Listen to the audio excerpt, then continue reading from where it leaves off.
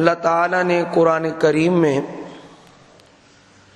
تخلیق انسانی کے مقصد کو بیان فرمایا ہے۔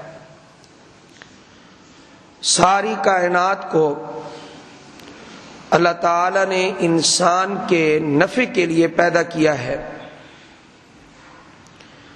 غور کر کے آپ دیکھ لیں کہ جگہ جگہ یہ آتا ہے کہ ہم نے آسمان اور زمین کی تمام چیزوں کو تمہارے لیے مسخر کر دیا ہے۔ وَسَخَّرَ لَكُم مَّا فِي السَّمَاوَاتِ وَمَا فِي الْأَرْضِ۔ یہاں مسخر کرنے کا معنی ہے تمہارے کام اور تمہارے نفع میں لگا دیا ہے۔ باقی وہ اللہ کے امر کے، اللہ کے حکم کے تابع ہیں۔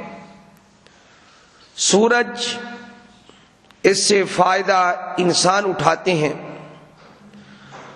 اس کی روشنی سے، اس کی گرمی سے، اس کی تپش سے۔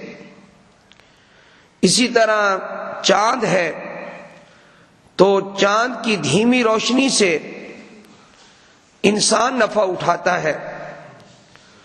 ستارے ہیں، ان سے بھی انسان متمتع ہوتا ہے، منتفع ہوتا ہے۔ اسی طرح خود زمین ہے، زمین میں ہل چلا کے، دانہ ڈال کے پیداوار حاصل کرنا، یہ بھی انسان نفع حاصل کر رہا ہے۔ آسمان سے بارش برستی ہے تو اس کا نفع بھی انسان کو ہوتا ہے۔ جانور اللہ تعالیٰ نے تخلیق کیے ہیں تو جانوروں کا گوشت اور جانوروں کا دودھ یہ استعمال کرتا ہے انسان ان سے نفع اٹھاتا ہے۔ اور اسی طرح درخت ہیں، درختوں کا نفع بھی انسان کو پہنچتا ہے۔ لکڑی کا استعمال یا سایہ ان کا استعمال کرتا ہے۔ کائنات کی کوئی چیز ایسی نہیں جس کو اللہ تعالیٰ نے انسان کے نفع کے لیے پیدا نہ کیا ہو۔